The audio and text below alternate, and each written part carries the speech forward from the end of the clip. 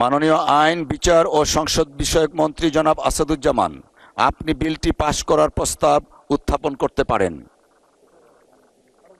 মাননীয় speaker, representation of the people order 1972 এর অধিকতর সংশোধন কল্পে আনিত বিলটি পাশ করা হোক।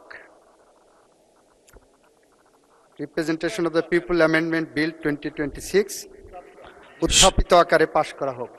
সংসদের সামনে প্রশ্ন হচ্ছে